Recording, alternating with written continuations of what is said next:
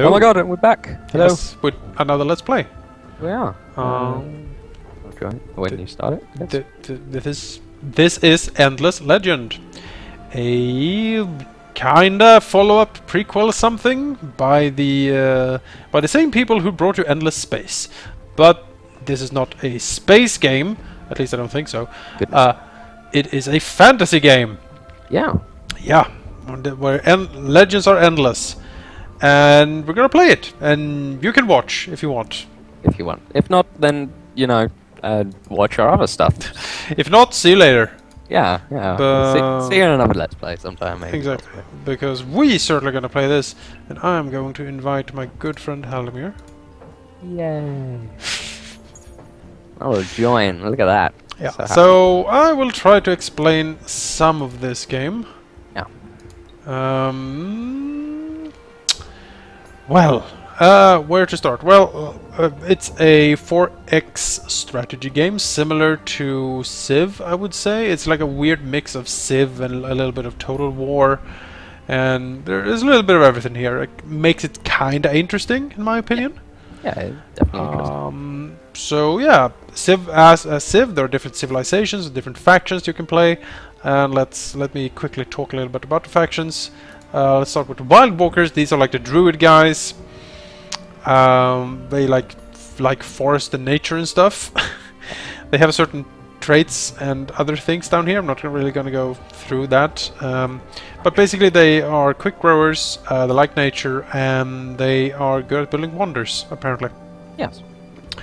Then we have the Broken Lords, which are, well, these Crusader Knights who basically have died, but are spookily inheriting their old armor.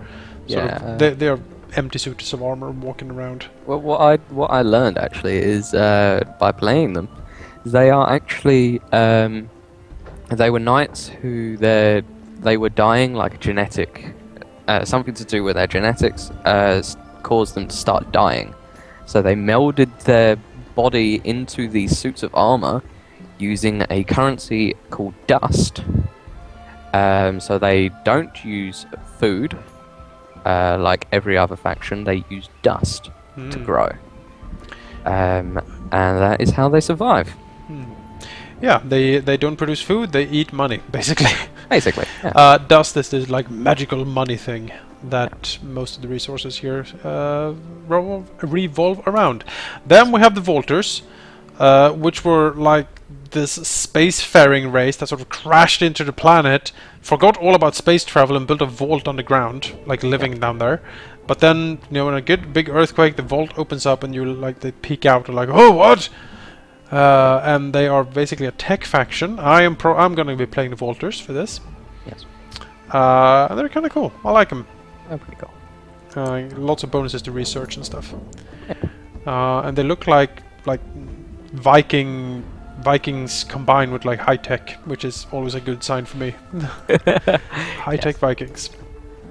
This one I will explain because it's pretty interesting actually. The necrophages. Phages.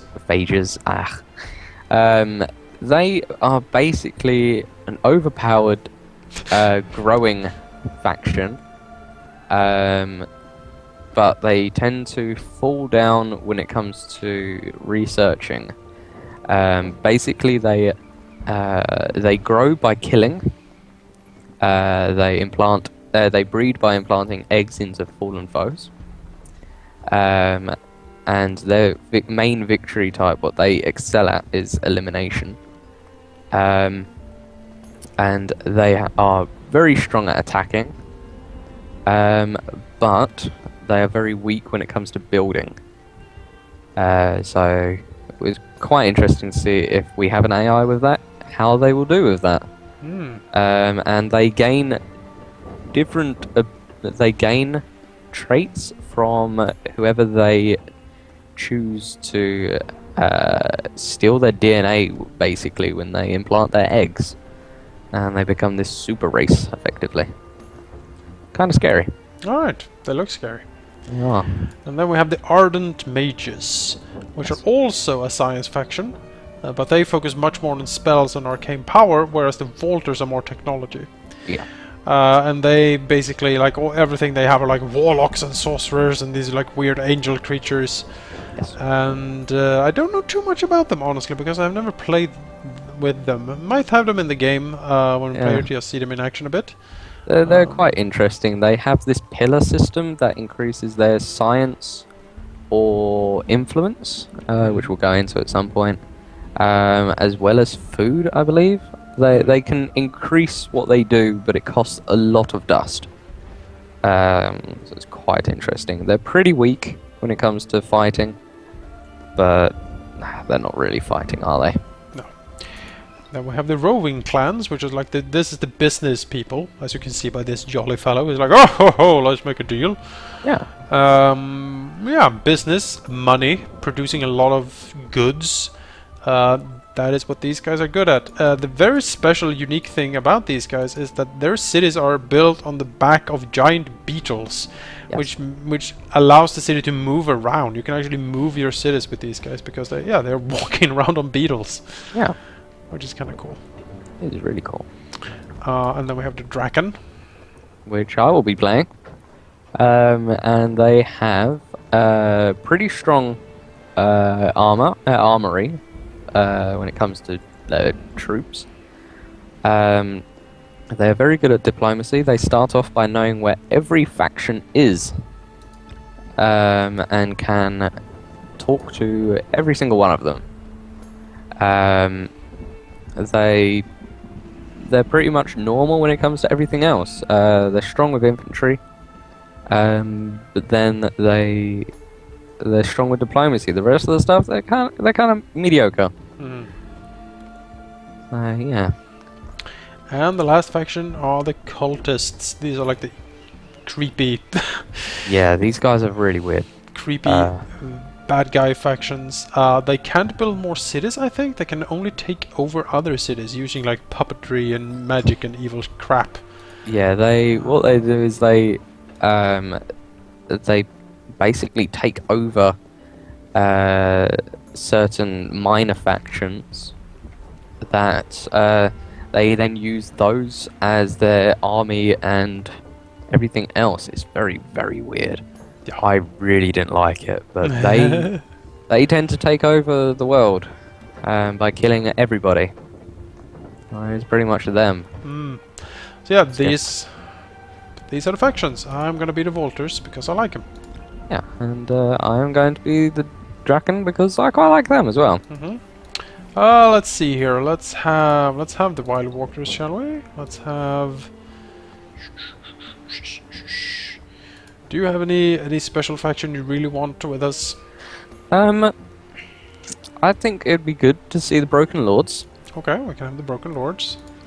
And I think for the last one we should just leave random. Oh, the last two, I think we should leave random. Leave that random? Yeah, leave that random. We might get a duplicate for one of these already. Yeah, that is possible. It's kind of strange, but yeah, it is definitely possible, even if we leave one random. How about we put in the necrophages, because you kind of like them, I seem to recall. Yeah, I do quite like them. They're gonna be pink. Because pink is the most evil color. Exactly.